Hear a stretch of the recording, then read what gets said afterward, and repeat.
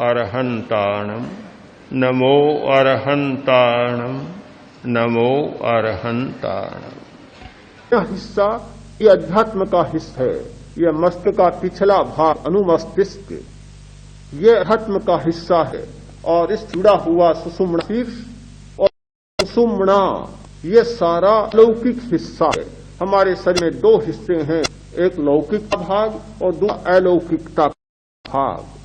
ये अलौकिक का भाग सोया सोया रहता है, इसलिए हमें ये विश्वास नहीं होता कि मनुष्य राग मुक्त हो सकता है, मनुष्य सर्वज्ञ हो सकता है।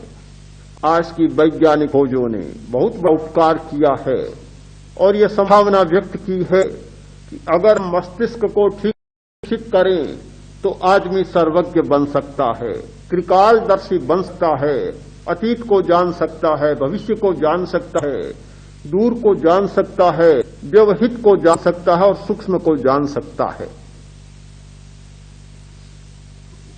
केंद्रीय संस्था सुषुम्ना शीर्ष अनुमस्तिष्क और यह मस्तिष्क का दायां हिस्सा इतना भाग जब ज्यादा सक्रिय हो है तो हमारी संभावना बढ़ जाती है सर्वज्ञ होने की, राग द्वेष होने की और कालदर्शी होने की।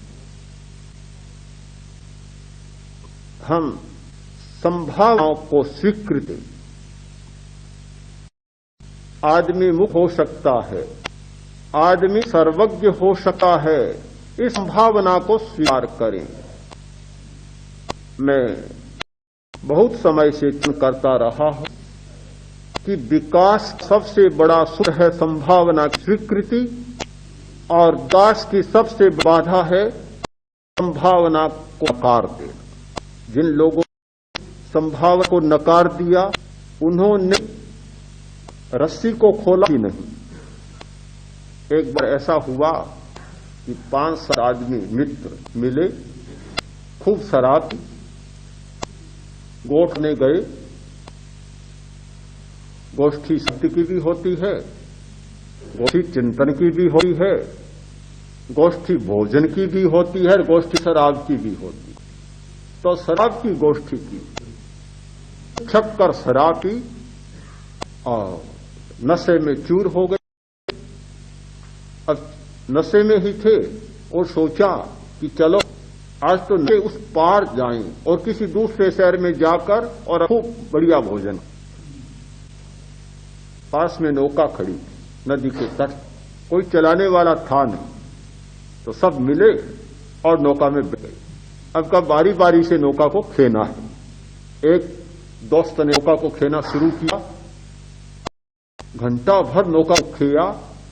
कभी मैं तो थक गया हूं, अब दूसरा हो, दूसरे खेना शुरू किया।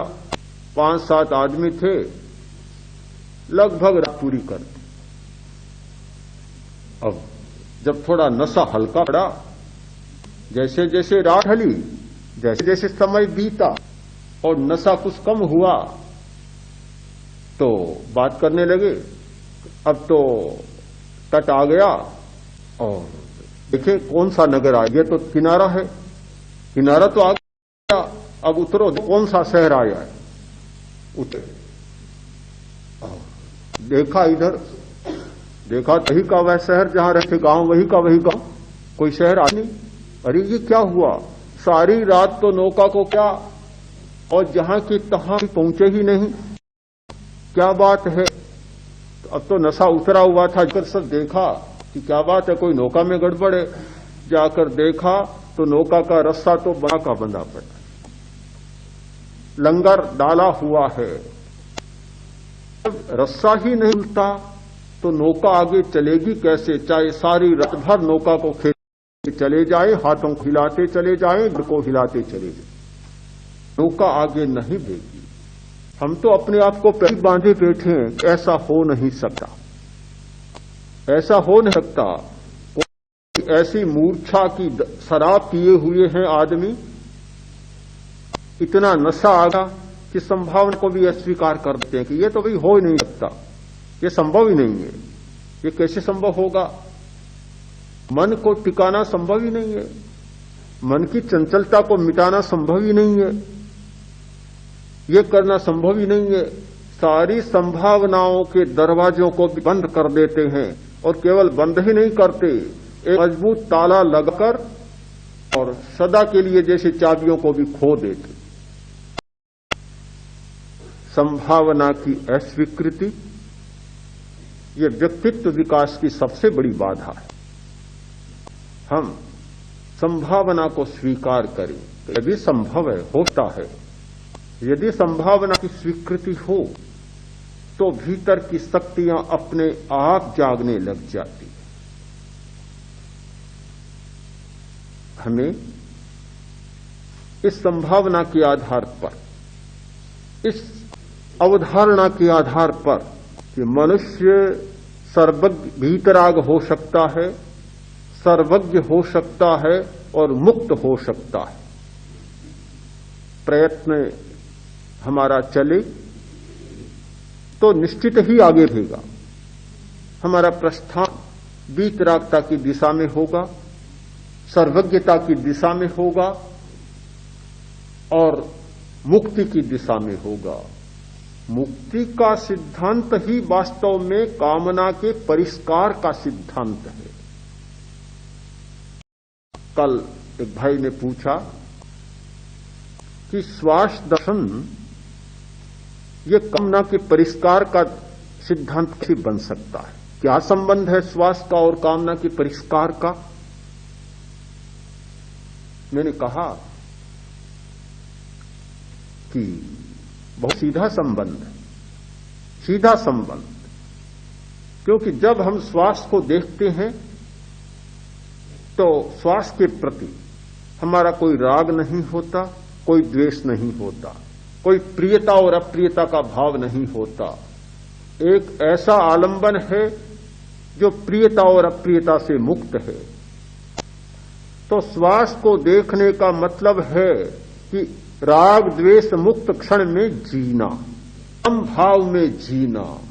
हम जितने क्षण राग द्वेष मुक्त जीते हैं उतना ही कामना का परिष्कार होता जाता है। कामना राग को पैदा करती है, कामना द्वेष को पैदा करती है। राग और द्वेष को पैदा करने वाली है कामना, काम ये राग द्वेष को पैदा करने वाले हैं। प्रियता राग और द्वेष को पैदा करती है। तो जब हम राग द्वेष मुक्त क्षण जीते हैं तो कामना को बल नहीं मिलता, ईंधन नहीं मिलता, ये अभिव्यक्ति का मौका नहीं मिलता। अपने आप कामना के दोष धुलते चले जाते हैं। सारी चेतना की शुद्धि का क्षण, सारी अशुद्धियों को समाप्त करने का क्षण है। धातु परिष्कार की प्रक्रिया, धातु शोधन की प्रक्रिया को जो लोग जानते हैं वे इस सच्चाई को जानते हैं। विशेष यानों के लिए, अंतरिक्ष यानों के लिए जो धातु का शोधन किया जाता है, अंतरिक्ष यान अशुद्ध धातु से नहीं बन सकते, टूट जाएंगे। उनके लिए धातु को बहुत शुद्ध करना होता है। तो शोधन की वैज्ञानिक प्रक्रिया क्या है? एक शुद्ध किया हुआ धातु का डंडा ऊपर से घूमता है और नीचे जो मिश्रित धातु है, जिस धातु में अनेक कण है, अनेक प्रकार के विजातीय तत्व हैं, केवल डंडा ऊपर घूमता है और विजातीय तत्व और कण छटते चले जाते, अपने आप शोधन होता चला जाता, छूने की भी जरूरत नहीं।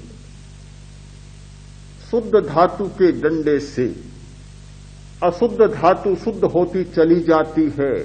तो चेतना की शुद्धि, शुद्ध चेतना का डंडा जब घूमता है तो अशुद्धि के सारे कण छंटते चले जाते हैं और चित्त निर्मल और शुद्ध होता चला जाता है।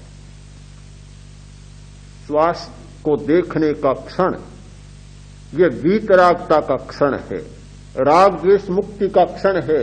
और जितने क्षण ये लंबे होते हैं उतनी ही हमारी आंतरिक शुद्धि होती चली जाती है। मुक्ति का सिद्धांत एक बहुत महत्वपूर्ण सिद्धांत है, काम के परिष्कार का। हमने जो अंतिम बिंदु को पकड़ा है, मुक्ति हमारी साधना का अंतिम बिंदु है, चरम शिखर है। हमने चरम शिखर को सामने रखा है। हमारा आदर्श अंतिम आदर्श है, बीच का मध्यवर्ती विराम नहीं है।